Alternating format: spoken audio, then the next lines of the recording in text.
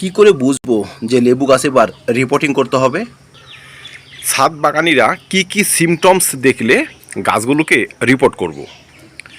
যদি কোনো গাছ রিপোর্ট নাই করতে পারি, সেক্ষেত্রে পরিচর্যা কিভাবে সারব? বর্ষাকালে যদি রিপোর্ট করি, সেক্ষেত্রে তার ভালো সাইড কি হবে এবং খারাপ সাইড কি হতে পারে? লেবু গাছ রিপোর্ট করার আদর্শ সময়টিকে আমরা কিভাবে বাঁচব? এখন যদি কোনো লেবু গাছ রিপোর্ট করি, সেক্ষেত্রে সে সমস্ত লেবু গাছে আগামীতে ফুল ফল কিভাবে আসবে? রিপোর্ট করার পর কী ধরনের যত্ন করতে হবে? তো দর্শক, আজকের এই ছোট্ট ভিডিওতে থাকবে এই সমস্ত সম্পূর্ণ প্রশ্নের উত্তর। তো চলুন ভিডিওটি কন্টিনিউ করা যাক। এক নম্বরে হচ্ছে কিভাবে বুঝবো বা কি সিমটমস দেখলে আমাদের লেবু গাছগুলোকে রিপোর্ট করতে হবে। আমার এখানে কতগুলো গাছ রয়েছে দেখুন, এদিকে আসুন, এই দেখুন বিশাল বড় বাড়িওয়ান মালটা, ঠিক আছে? এই দেখুন মালটার সাইজ কিন্তু দুর্দান্ত। এবার এই পাশে রয়েছে নাগপুর অরেঞ্জ, প্রচুর পরিমাণে ফলন হয়েছে এবং হচ্ছে। এবার এই গাছটির যদি আমি পাতার দিকে লক্ষ্য করি, একদম আগার দিকে এই দেখুন কচি শাখা বেরোচ্ছে, নতুন পাতা গজাচ্ছে। এই দেখুন লকলকে পাতা, এই সাইডটাই দেখুন, এই যে, ঠিক আছে? নাগপুর অরেঞ্জটাও দেখুন, এই যে কচি পাতা বেরোচ্ছে, ফুল ফল। গাছের মধ্যে কোনো মৃত, অর্ধমৃত বা হলুদ বর্ণের শাখা বা পাতা ডগা থাকবে না, প্রথম সিমটমস, ঠিক আছে? যদি কোনো শাখা হলুদ হয়ে আসে, শুকিয়ে আসে, বুঝতে হবে যে এই গাছের শিকড়ে সমস্যা দেখা দিচ্ছে। মনে রাখবেন, পরিণত পাতা যদি হলুদ হয়ে যায় সেটা কিন্তু অন্য ব্যাপার, কিন্তু কচি যে ডগাগুলো সেগুলো কিন্তু হলুদ থাকবে না, একদম লকলকে তরতাজা থাকবে। এবং এই বর্ষাকালে সেই সমস্ত শাখার মাথায় দেখুন নতুন করে পাতা আসবে, যেমন মালটা, মোসাম্বি সবগুলোতে এসেছে, ঠিক আছে? এই সিমটমস যদি আপনি দেখেন, তবে বুঝতে হবে যে আপনার গাছ বাড়ছে, অতএব শিকড় আপনার সুস্থ রয়েছে। এই বছর এই গাছটি যদি আপনি রিপোর্ট নাও করেন, সেক্ষেত্রে কোনো ক্ষতি হবে না। এই পাশে রয়েছে অল টাইম মালটা, এই দেখুন নতুন শাখা বেরিয়েছে, এই দেখুন ফল, কত বড় বড় ফল, ঠিক আছে? এত বড় বড় ফল, এই দেখতে আসুন, এই দেখুন কত বড় ফল। এবার কোনো গাছে যদি নতুন করে শাখা প্রশাখা না আসে, এদিকটা আসুন, এই যে এইরকম একটিও শাখা গজানি নতুন করে, ভালো করে লক্ষ্য করেন, একটিও নতুন শাখা নেই। এবং যে পাতাগুলো রয়েছে সম্পূর্ণ পাতা হলদেটে পরিণত। কিছু কিছু শাখা আবার এইভাবেই দেখুন শুকিয়ে এসেছে, নতুন শাখা নেই, পুরনো শাখা শুকিয়ে গিয়েছে। তার মানে এই গাছ হয়তো সম্পূর্ণ শিকড়কে বান্ডিং করে আর বাড়ার পরিস্থিতিতে নেই, বা শিকড়ে পচন ধরেছে, ঠিক আছে? এই বর্ষাকালে কোনো গাছের শাখা যদি একদম না বাড়ে, সেক্ষেত্রে আপনাকে সেই গাছের রিপোর্টিং খুব প্রয়োজন। এই দেখুন, এটা একটি নাগপুর অরেঞ্জের চারা, একটিও কচি শাখা বেরোয়নি। এই দেখুন, যেখানে শাখা বেরোতো সেখানে ছোট্ট একটি পাতা, ডগা বেরোয়নি। এবং নতুন পুরনো, নতুন তো নাই, যা পাতা সম্পূর্ণ হলুদ, সম্পূর্ণ পুরনো। এবং কিছু কিছু শাখার অগ্রভাগ দেখুন এই শুকিয়ে এসেছে, এই দেখুন নতুন বেরোবো কি, পুরানোটাই শুকিয়ে গিয়েছে, ঠিক আছে?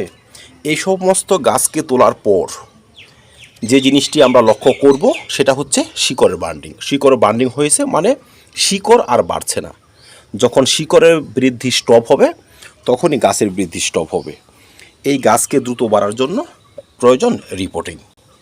তো দর্শক, আপনাদের যে সমস্ত গাছের শাখা প্রশাখা এখন বাড়া বন্ধ হয়ে গিয়েছে, সেই সমস্ত গাছকে অবিলম্বে আপনারা রিপোর্ট করে দিন। উদাহরণ হিসেবে এই গাছটিকে আমি তুলব, দেখাবো সত্যি সত্যি তার শিকড়ে বার্নিং হয়েছে কিনা বা শিকড়ে পচন ধরেছে কিনা। আগে আমি একটু ঘাস টাস পরিষ্কার করে নিচ্ছি,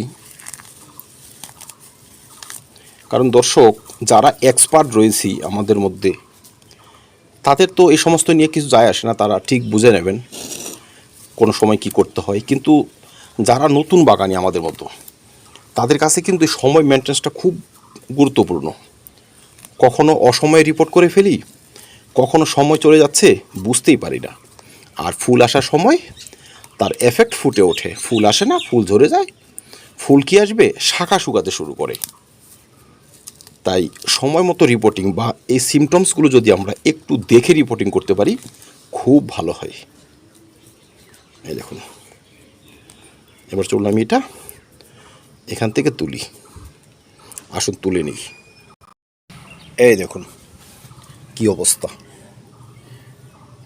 সম্পূর্ণ মাটি শিকড় কভার করে ফেলেছে। এই দেখুন, শিকড় খুব একটা পচেনি, কারণ ড্রেনেজ সিস্টেম ভালো ছিল, সেজন্য পচেনি। কিন্তু এই দেখুন, সম্পূর্ণ শিকড়ে শিকড়। এবার কিন্তু পচা আরম্ভ হতো যদি আমি রিপোর্ট না করতাম। আর সেজন্যই এই পাতাগুলো কিছুটা হলদেটে, দু একটা শাখা একটু শুকিয়ে এসেছে। এবং এই বর্ষাকালেও কিন্তু নতুন করে শাখা আর গজায়নি, আর গজাতেও না। ঠিক আছে, এই গাছে এই বছর ফুল আসতো না যদি আমি এখন রিপোর্ট না করতাম। ঠিক আছে, এবার চলুন এটা আমি রিপোর্টিং করিয়ে দিই। তা সচরাচর যেভাবে রিপোর্ট করি সেই পদ্ধতিটাই রিপোর্ট করব। তবে ড্রেনেজ সিস্টেম ভালো করে নেব, ফুটোগুলো বড় বড় করে নেব। এবার প্রথমে আমি এখানে দেব খোলাম কুচি এবং মোটা দানার বালি, সেই সঙ্গে গুঁড়া পাথর, যেন ব্যবহৃত জল সহজেই বাইরে বেরিয়ে যেতে পারে বা অতিবৃষ্টির জল টবে দাঁড়িয়ে না থাকে। রিপোর্ট করার সময় যে সমস্ত মাটি আমি সব সময় ব্যবহার করি সেই সব মাটি ব্যবহার করব। দেখুন এখানে মাটি তৈরি করা রয়েছে, মাটি তৈরি করার ভিডিও চ্যানেল রয়েছে, সেসব দেখে নেবেন, খুব ইজি হয়ে যাবে। তারপর যারা নতুন তাদের জন্য বলি, আপনারা 60% মাটি নিয়ে নেবেন, 40% কম্পোস্ট, এর মধ্যে বেশিরভাগ থাকবে গোবর সার। অল্প একটু হাড় গরু নিয়ে নেবেন এবং সিঙ্গেল সুপার ফসফেট বা বাংলাদেশের বন্ধুরা টিএসপি নিয়ে নেবেন। ঠিক আছে, 2-3 গ্রাম ক্যালসিয়াম সোর্স হিসাবে চুন। আর কিছু মেশাতে যাবেন না। এই উপাদানগুলো মিশিয়ে আর 10 দিন কোথাও ফেলে রাখুন বা 15 দিন ফেলে রাখুন। তারপর ভালো করে রোদে শুকিয়ে সেই মাটিতে গাছ রিপোর্ট করুন। এতেই আপনার গাছ ভালোভাবে বাড়বে। আর রিপোর্ট করার 1 মাস পর থেকে আপনি মিশ্র জৈব খাবার দিতে পারবেন। সেখানে পটাশিয়াম থাকবে, ফসফরাস থাকবে, জৈব গোবর সার থাকবে, হাড়গুঁড়ো থাকবে এবং অল্প একটু দানা অনুখাদ্য আপনি দিতে পারবেন। ঠিক আছে, দেখুন আমি আমার টব রেডি করে নিয়েছি, খোলাম কুচি দিয়েছি, গুঁড়া পাথর দিয়েছি, উপরে অল্প একটু মাটি দিয়েছি। এবার আমার এই লেবু গাছটি আমি এই দেখুন মাঝামাঝি বসিয়ে দিলাম, একদম মাঝামাঝি। ঠিক আছে, এবার সাইড দিয়ে আমাকে নতুন মাটি দিতে হবে। চলুন মাটি দিয়ে দিই। দর্শক, একটু আগে একটু বৃষ্টি হলো তো মাটিগুলো ভিজে গিয়েছে, নয়তো রোদে শুকানো মাটি ছিল। তো আসুন আমি মাটিগুলো দিয়ে দিই, তারপরে আসবো দ্বিতীয় পরিচর্যায়। দেখুন রিপোর্টিং আমার হয়ে গেল। এবার কিন্তু এই গাছের গ্রোথ আর স্টপ হবে না। আপনি আজকে এই জুলাই মাসের মাঝামাঝিতে যে গাছকে রিপোর্ট করবেন, সেই গাছ কিন্তু আগামী আগস্টের মাঝামাঝি মানে 1 মাস সময়ের মধ্যে নতুন করে শাখা পোশাখা গজাবে। আরেকটি কথা মনে রাখবেন, যে গাছের শাখা পোশাখা সঠিকভাবে গজাচ্ছে সেই গাছ কিন্তু হেলদি, মানে সুস্থ রয়েছে।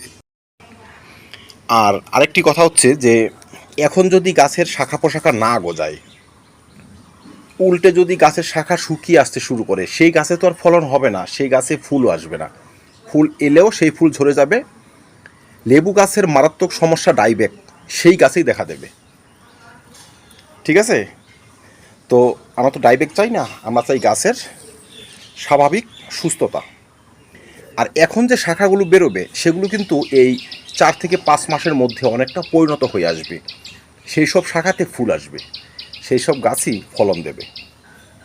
তাই আপনারা এই সমস্ত সিমটমস দেখলে অবশ্যই আপনার গাছটি রিপোর্ট করে দেবেন। এবার এমন কিছু গাছ রয়েছে যেগুলো রিপোর্ট করা সম্ভব নয়, হয়তো এই বছর আপনি করতে পারবেন না। গাছটি হয়তো 20-25 ইঞ্চি টবে রয়েছে, গ্রো ব্যাগে রয়েছে বা হাফ ড্রামে রয়েছে, অথচ নতুন করে শাখা পোশাখা গজাচ্ছে না। যদি এমন গাছ থাকে আপনাদের বাগানে, ছাদ বাগানে, সেক্ষেত্রে আপনারা আরেকটি কাজ করতে পারেন।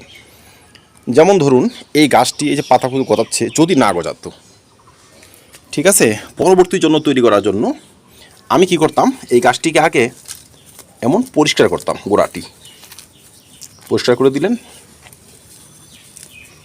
এখন এই জুলাই মাসে, ঠিক আছে, এখন কিন্তু গাছে ফল রয়েছে, কোনো টেনশন নেই। আমি সাইড থেকে মাটি তুলব, টবের আধা দিই প্রায়, ওই টবে থাকে, মাটি তুলে কিছু শিকড় কাটা পড়বে, কোনো টেনশন করবেন না। সেই গ্যাপটুকুতে জৈব খাবারযুক্ত মাটি দিয়ে আবার ভরে দিব। তবে ওই যে কিছু শিকড় কাটা পড়েছে, কিছুটা মাটি আমি তুলে ফেলেছি, সেখানে জৈব খাবারযুক্ত মাটি দিয়েছি, সেই জায়গাটিতে কিন্তু নতুন করে শিকড় আবার ছাড়তে শুরু করবে। মানে আমাদের ভাষায় এগুলোকে আমরা হাফ রিপোর্টিং বলি। টপ চেঞ্জ করলাম না, অথচ গাছ কিছু নতুন মাটি পেয়ে গেল, নতুন ফাঁকা জায়গায় পেয়ে গেল, ঠিক আছে। এইটুকুতে সে কিন্তু আবার সারভাইভ করতে শুরু করবে এবং পরবর্তীতে আবার শাখা প্রশাখা গজাবে এবং ফুল এবং ফল নিয়ে আসবে। দর্শক, এটা তখনই করা যায় যখন কোনো গাছ আপনি 1 বছর বা 1.5 বছর ধরে, 2 বছর তো রিপোর্ট করতে পারছেন না কোনোভাবে, তখন এটি করতে পারবেন। আর যদি সম্ভব হয় গাছে রিপোর্টই করে দিন। যদি এমন ফল থাকে, ফল অবস্থাতে আপনি রিপোর্ট করতে পারবেন, কারণ এই ফলগুলো অনেকটা ম্যাচুরিটিতে চলে আসতেছে, ঠিক আছে। এই দেখুন ফলগুলো জানুয়ারির ফার্স্ট উইকে বেরিয়েছে, জানুয়ারি গিয়েছে, ফেব্রুয়ারি গিয়েছে, মার্চ গিয়েছে, এপ্রিল গিয়েছে, মে গিয়েছে, জুন গিয়েছে, আজকে জুলাই। আর 2-2.5 মাস পরে কিন্তু এর ম্যাচুরিটি চলেই আসবে, এই ফল আর ঝরবে না। আপনারা সেই সমস্ত গাছ রিপোর্ট করতে পারবেন। এবার চলুন দেখে নেওয়া যাক রিপোর্ট পরবর্তী যত্ন আমরা কিভাবে সারতে পারি। রিপোর্ট করেছি, এখন গাছে ছত্রাকনাশক আমরা স্প্রে করব। বিশেষ করে ডাইব্যাকের সমস্যা থাকে, সেক্ষেত্রে শুকিয়ে যাওয়া ডাল কেটে গাছ থেকে বাদ দিব। যেমন শুকিয়ে যাওয়া ডালগুলো গাছ থেকে কেটে বাদ দিতে হবে, তারপর সেখানে ছত্রাকনাশকের পেস্ট লাগাতে হবে।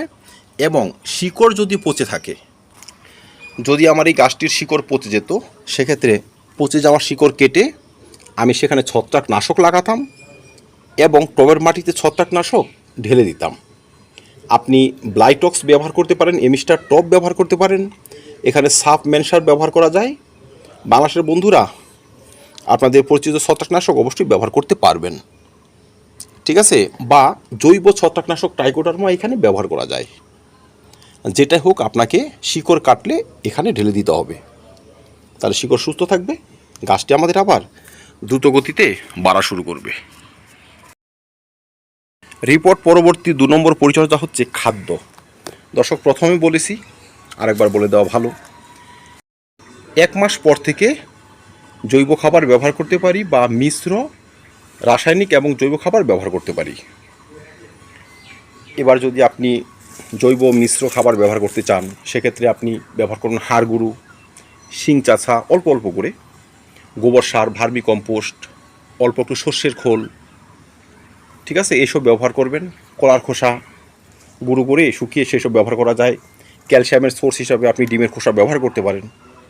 যারা মিশ্র খাবার ব্যবহার করবেন তারা হয়তো অল্প একটু লাল পটাশ, যেমন 5 থেকে 6 গ্রাম, সিঙ্গেল সুপার ফসফেট বা টিএসপি 4 থেকে 5 গ্রাম, 1 মুঠি ভার্মি কম্পোস্ট, 2 মুঠি গোবর সার, 10 থেকে 15 গ্রাম হাড় গুঁড়ো, 5 থেকে 7 গ্রাম বা 10 গ্রাম সর্ষের খোল, তারপর জিপসাম 5 গ্রাম, এসব ব্যবহার করতে পারেন।